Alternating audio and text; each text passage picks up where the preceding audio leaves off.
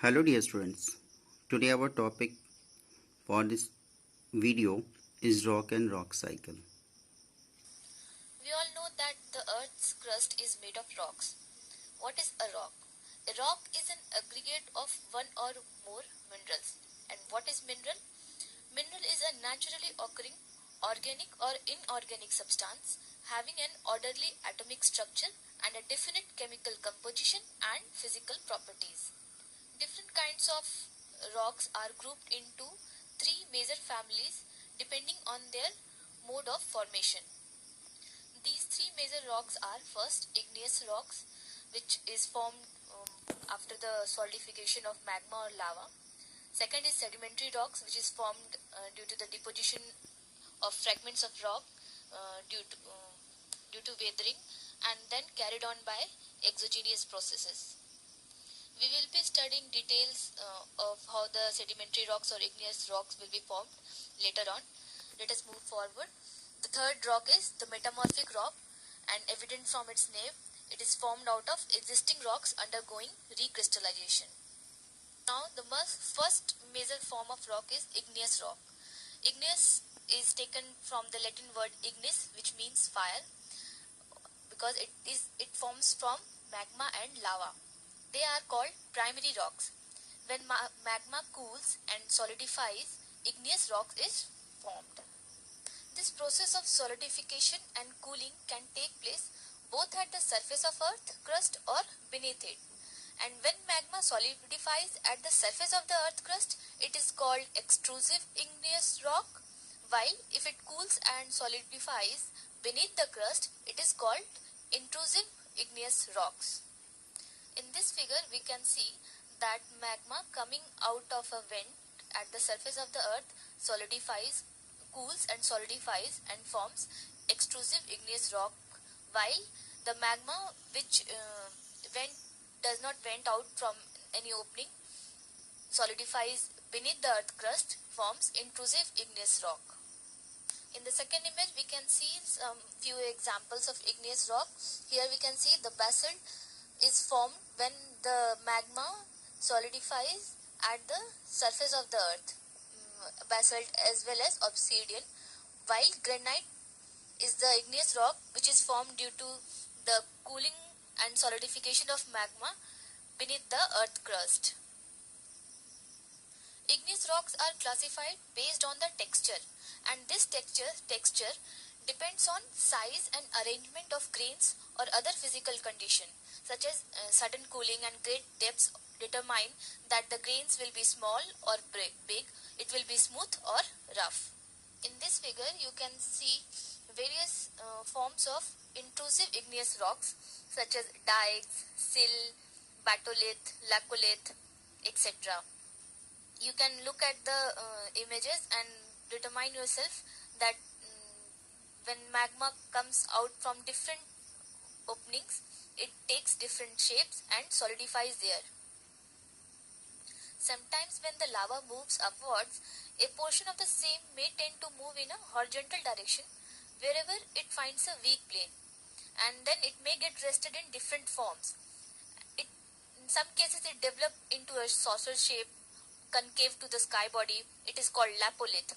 Sometimes a wave of mass of intrusive rocks is formed, and in the form of pillar-like shape we can see in the image. They are called dikes. They are almost perpendicular to the ground, and it gets cooled in the same position to develop a wall-like structure. These dikes are found in western Maharashtrian area, while the horizontal bodies of intrusive igneous rocks are called sill. One thing important is here is that unlike sedimentary rocks, igneous rocks do not contain any fossils. This is because any fossils in the original rock would have melted when the magma formed. Now let us come to the sedimentary rocks. Sedimentary is formed from a Latin word called sedimentum, which means settling down. It is formed from the fragments of rocks, sediments transported and deposited by different exogenous agents, and which turn into rock through compaction. This process is called lithification. Years of deposition, layering by layering, their compaction, then cementation over the year turn them into sedimentary rocks. However, in this process, layers retain their characteristics even after lithification. Depending on the modes of formation, there are three major groups. First, one mechanically formed sandstone. Example of these are sandstone, conglomerate, limestone, shale, loess, etc. In this diagram, you can see how from different particles, different sizes of particle, different forms of rocks are formed. From clay and mud, shale is formed. From sand, sandstone is formed. From sand and pebbles, conglomerate is formed. From sand and broken rock, breccia is formed. And in this diagram, I have represented the shale, sandstone, conglomerate, breccia in the terms of their increasing size. Second type of sedimentary rock is organically formed sedimentary rocks. These are, for example, chalk, limestone, coal, etc. These rocks formed over the period from the organic material. For example, we know that coal is formed from the fossil remain of the plants. Chalk is another organic sedimentary rock that is made of microscopic shells. When you write with naturally occurring chalk, you are crushing and smearing the calcite shell remains of once living ocean organisms. Another useful organic sedimentary rock is coal. Coal forms when pieces of dead plants are buried under other sediments in swamps. These plant materials are chemically changed by microorganisms. The resulting sediments are compacted over millions of years to form coal, an important source of energy. Third type of sedimentary rock is chemically formed. Examples of these are chert, limestone, halite, potash, etc.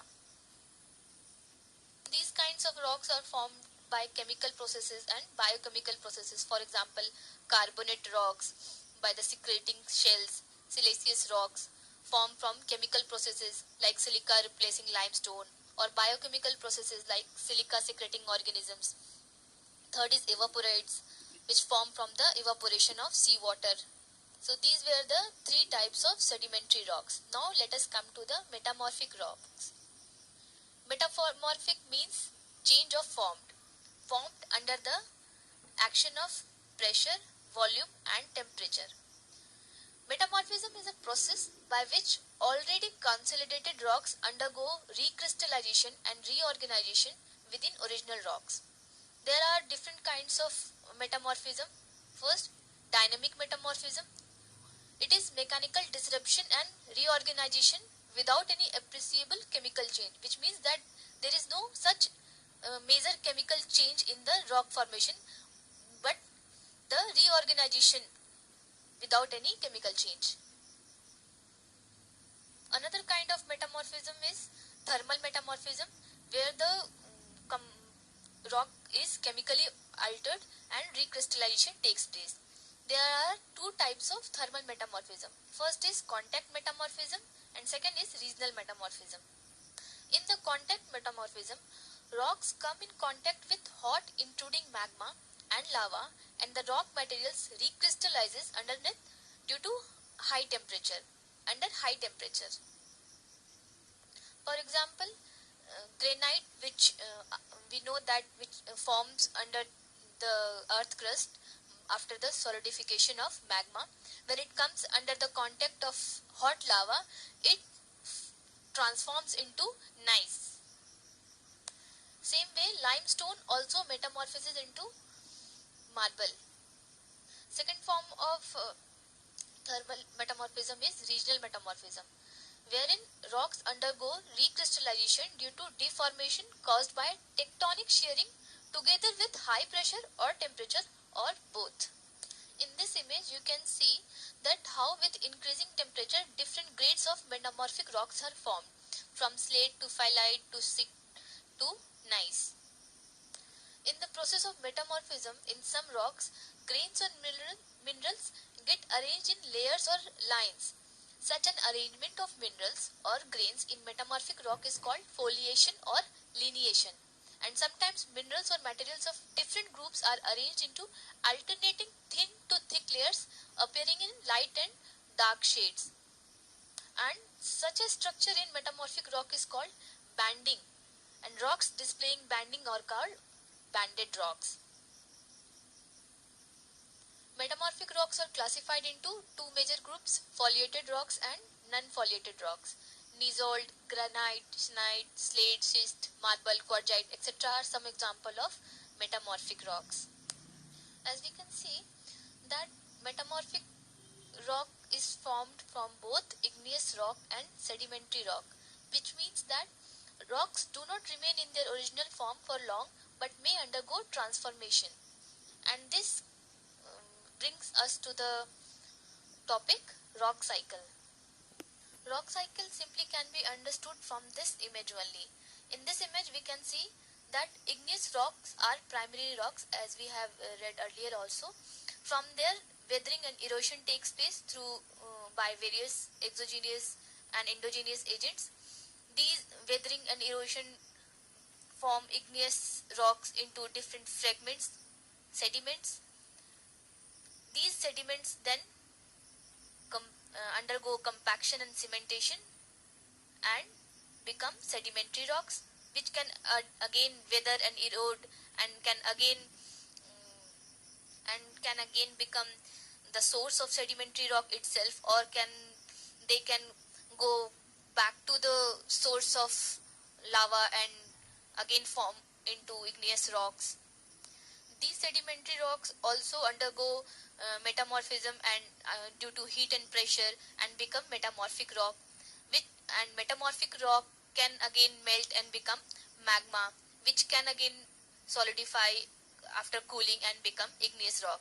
In this way, the rock cycle goes on and on. With this, our discussion on formation